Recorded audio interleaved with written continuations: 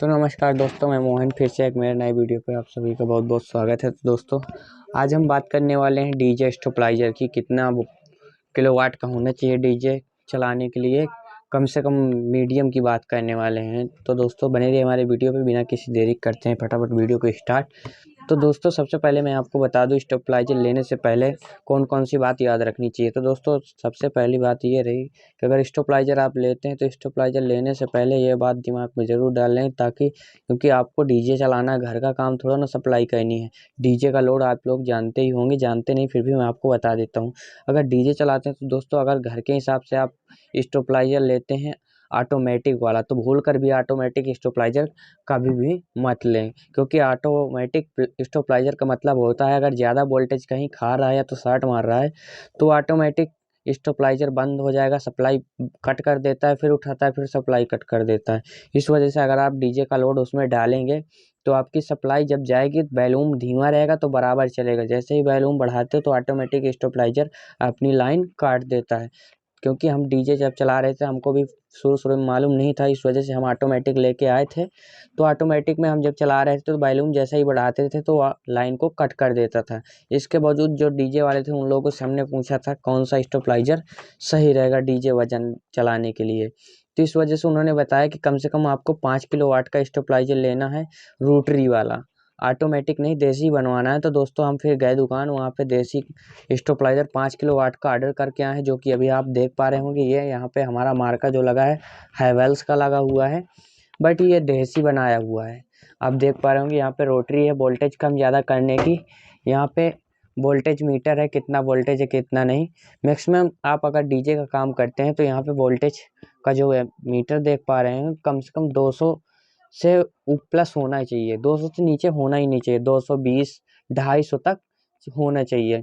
तो इस वजह से दोस्तों, हम आपको बता रहे हैं ये हमारा स्टेबलाइजर हो गया, यहाँ पे रोटरी हो गया, ये वोल्टेज को मैनेज करता है। अगर आपका वोल्टेज 300 है, 400 300 350 अगर जा रहा है, तो अगर आपको 250 करना है तो ये रोटरी को आपको ऐसे करके घुमाना है। जैसे ही घुमाओगे वोल्टेज कम करता रहेगा। अगर वोल्टेज आपका कम है तो उसको बढ़ा भी सकते हो रोटरी के द्वारा।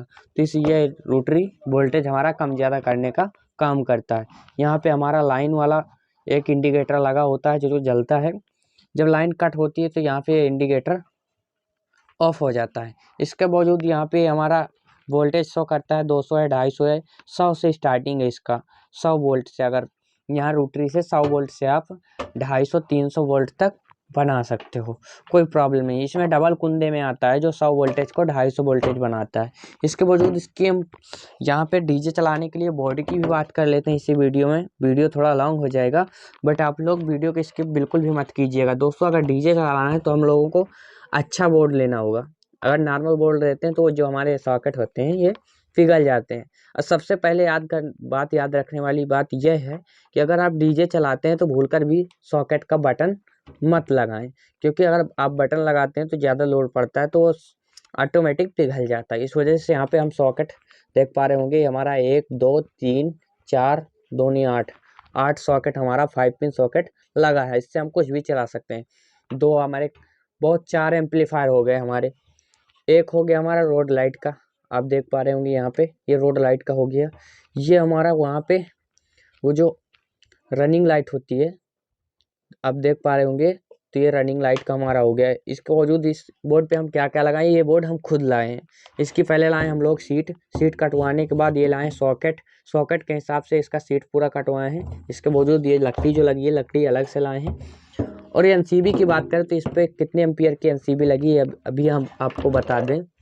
तो ये हमारी हैवेल्स कंपनी की ओरिजिनल एनसीबी लेना है आपको। 32 एम्पियर की एनसीबी लगी हुई है। यहाँ पे इंडिकेटर है, जब आप स्टेबलाइजर ऑन ऑफ करते हो तो यहाँ एनसीबी, अगर आपको कुछ भी प्रॉब्लम होती है जनरेटर में या कहीं रोड लाइट में तार शॉर्ट होता है तो ऑटोमेटिक अगर कुछ भी प्रॉब्लम तो एनसीबी आपको गिरा देना, आपका जनरेटर वैसे ही वोल्टेज स्टेबलाइजर में लाता रहेगा। इसके बावजूद जैसे ही एनसीबी चढ़ा देते हैं हम लोग, सॉकेट में करंट आ जाता है।